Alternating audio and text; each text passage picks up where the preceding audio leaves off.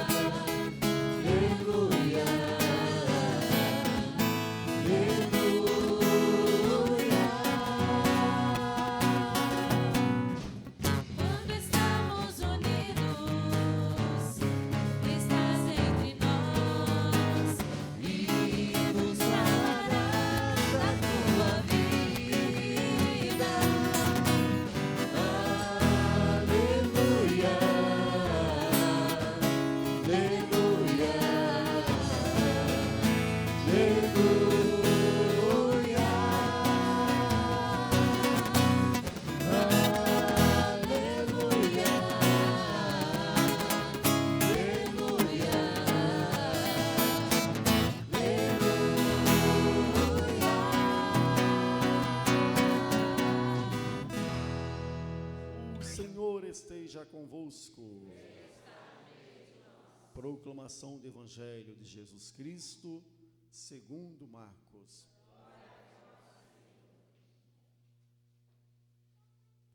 Naquele tempo, Jesus disse à multidão: o reino de Deus é como quando alguém espalha a semente na terra. Ele vai dormir e acorda noite e dia, e a semente vai germinando e crescendo. Mas ele não sabe como isso acontece. A terra, por si mesma, produz o fruto. Primeiro aparecem as folhas, depois vem a espiga e, por fim, os grãos que enchem a espiga. Quando as espigas estão maduras, o homem mete logo a foice, porque o tempo da colheita chegou. E Jesus continuou: com que mais poderemos comparar o reino de Deus? Que parábola usaremos para representá-lo? O reino de Deus é como um grão de mostarda que, ao ser semeado na terra, é a menor de todas as sementes da terra. Quando é semeado, cresce e se torna maior do que todas as hortaliças, e estende ramos tão grandes que os pássaros do céu podem abrigar-se à sua sombra.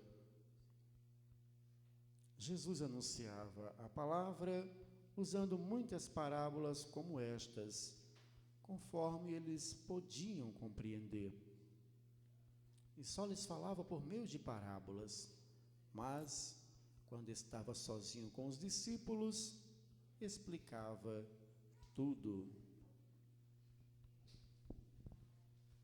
Palavra da nossa salvação. Glória a vós, Senhor. Esse nosso mundo sentido terá se tua palavra renovar. Aleluia, aleluia, aleluia,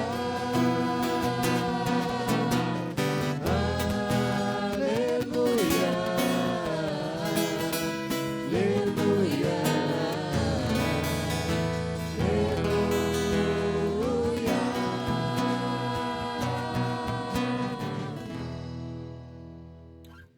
Quantas vezes pensamos que temos, de forma enganosa, não é?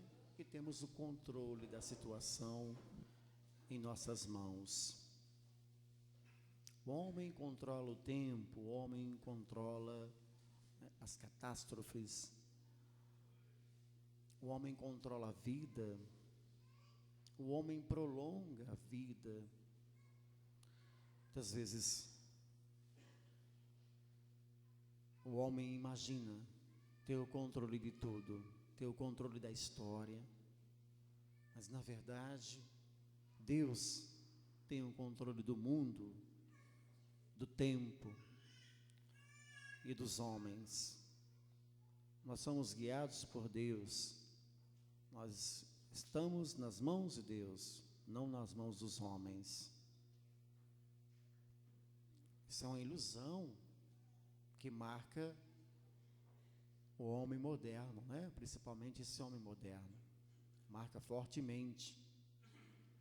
E aí vem os acontecimentos e a gente percebe que a história não é conduzida de modo nenhum, de forma nenhuma pelo homem, porque ele não consegue prever nem alguns acontecimentos. De repente, acontece. Então, que controle é esse, não? Um pensamento e um desejo que não passa de simples ilusões, não? O homem não tem controle de nada. Quem controla esse mundo, o tempo e o que acontece nesse mundo e os nossos passos, esse controle vem de Deus. É Deus que nos guia, com toda a sua sabedoria, né? Com toda a sua ciência, é Deus que nos guia. Jesus, ele, por meio de parábola, vem falar-nos hoje a respeito do reino dos céus, do reino de Deus, que germina já na história, já está presente nessa história, mas que de forma plena e completa, definitiva, acontece na eternidade. Começa aqui, enquanto na história do mundo, do homem, e na eternidade tem a sua plenitude. O reino não é uma realidade para essa terra, por mais que ele já se manifeste, né? De forma tímida, não é? Mas ele é uma realidade para a vida futura, né? Uma realidade para a eternidade. Agora, vem uma pergunta: por que Jesus foi tocar nesse assunto, né? Tem um texto e tem um contexto. Então, qual é o contexto, né, dessa situação? Então, o contexto é justamente a rejeição à pessoa de Jesus, a rejeição à sua palavra, à sua pregação, aos seus ensinamentos, a rejeição aos seus discípulos. Olhando para a manifestação de Deus, né, para a revelação como um todo, a rejeição aos profetas, né? Enfim, é esse o motivo que faz com que Jesus mencione, em forma de parábola, e traga esse assunto à tona, né? Falar do reino dos céus, do reino de Deus. E por que falar? Falar simplesmente por falar? Não. Então, tanto para ele quanto para aqueles que dariam continuidade à sua missão, ele está trazendo essa palavra de esperança, dizendo assim: olha, por mais que venham as dificuldades, por mais que venham as perseguições, por mais que venha o derramamento de sangue, não é? Por mais que se aproximem as barreiras, é necessário continuar semeando esse reino.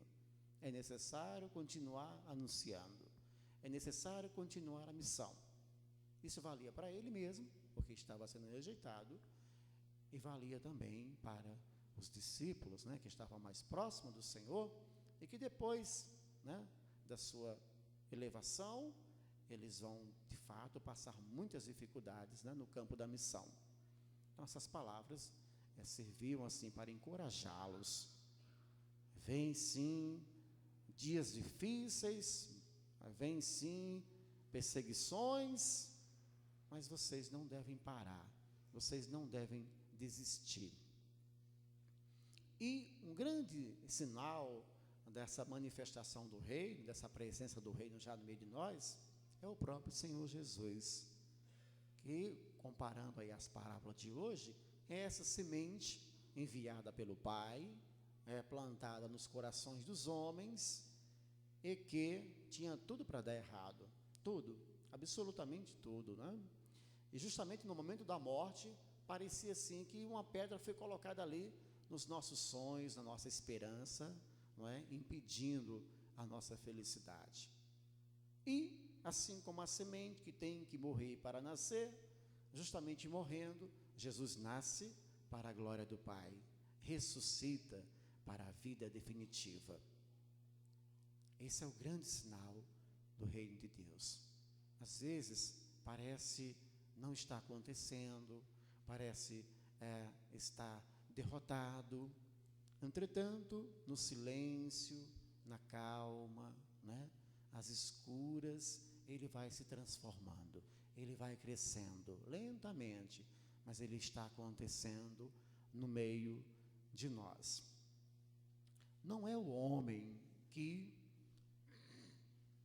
é o primeiro responsável pelo crescimento desse reino. Por exemplo, olhando para a igreja, não são os números de batizados, né, esses índices de quantas crianças são batizadas, índice de quantos jovens são crismados, ou de quantos casais procuram o sacramento do matrimônio. Não é isso que faz crescer o reino de Deus. O reino de Deus cresce com esses índices ou sem esses índices. O reino de Deus cresce com a minha colaboração ou sem a minha colaboração, porque não compete ao homem fazer o reino de Deus crescer. Isso é competência de Deus. Por isso mesmo Jesus usa esse exemplo aí da semente, não é? Por exemplo, o trabalho do agricultor é preparar a terra, arar a terra, não é? Cultivar a terra, trabalhar a terra, lançar a semente, jogar um punhado de terra em cima, acabou. Por isso que a palavra diz assim, ele vai dormir, se levanta, vai dormir, se levanta, e não vê as transformações. Assim também é o reino. O reino tem força em si mesmo, assim como a semente, ela tem força em si mesma. É ela por si só que vai eclodir aquela capa que a reveste, aquela casca que a reveste, e germinar e nascer. É força da semente. Assim também o reino tem força em si mesmo, não no homem. A força do reino é de Deus, não do homem. Agora, vem essa pergunta, né? Você quer participar do reino? Todo mundo quer participar do reino, todo mundo levanta a mão. Eu quero. Então, quem quer participar do reino, não adianta nada essa vontade se não oferecer a abertura. Não é ir até o reino, mas é oferecer a abertura, permitindo que o reino venha até você. Quando damos a abertura necessária, não somos nós que vamos até o reino, mas é o reino de Deus que vem até nós. Mas, Padre, pelo amor de Deus, me ensina esse segredo, que a abertura é essa. Eu devo abrir as portas da minha casa, é isso? Não. Não é isso não, porque você vai ser assaltada, né? Você deve abrir as portas do seu coração para acolher o próprio Cristo, grande sinal desse reino. Você deve abrir as portas do seu coração para acolher a palavra de Deus, semente desse reino. Você deve abrir as portas do seu coração e a sua vida para acolher a lei e os mandamentos. Dessa forma, o reino vem até você. Você não precisa se preocupar em chegar até o reino.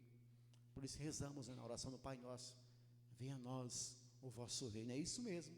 Quando nos abrimos a Deus, a Cristo, o reino de Deus vem ao nosso encontro.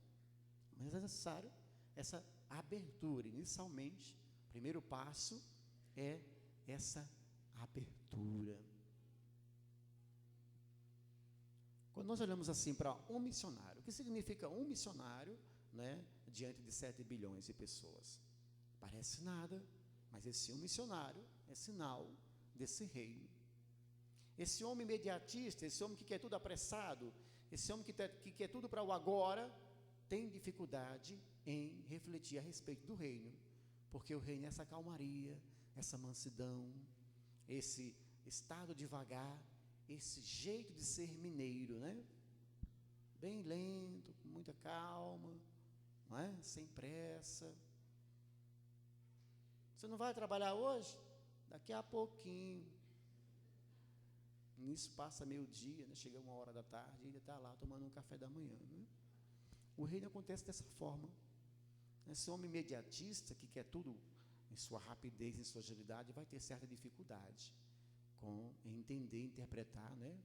E o reino dos céus. Né? E esse é o grande desejo do Pai. Prepara o seu reino, prepara a sua morada, né? Para que os filhos possam participar. E olhando para essa imagem de campo e agricultor, nos percebemos enquanto o campo. E percebemos o agricultor, que é Deus, lançando a sua semente nesse campo, que somos cada um de nós, não é? Essa semente é a própria palavra, que é lançada nos nossos corações. Então, Deus tem essa função, olhar para o campo e semear. Isso já fez, isso já foi feito. E o resto? Será que na cultura, né? Na cultura agrícola, será que é só isso? Será que é só preparar a terra e lançar semente? Obviamente que não. Faltam alguns passos ainda, né? Algumas etapas. Então, Deus olhou para a terra, lançou a semente, que é a sua palavra, a terra que somos nós em nosso coração. O que vem depois? Fazer germinar essa semente. Responsabilidade nossa, fazer germinar essa semente. Fazer com que essa planta cresça de forma saudável. Responsabilidade nossa. Fazer com que essa árvore produza bons frutos. Responsabilidade nossa. E aí, no fim dos tempos, o que o agricultor faz? Vem colher os frutos, né? Para o seu grande celeiro. Pergunta a essa pessoa que está do seu lado: será que você vai ter esses frutos para entregar a Deus?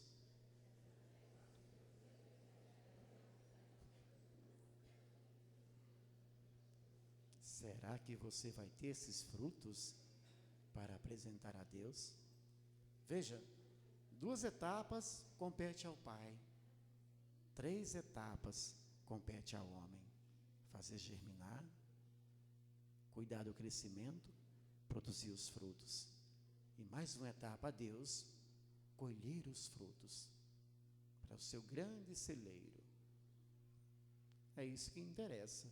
Você ser boa terra e, sendo boa terra, produzir bons frutos, né?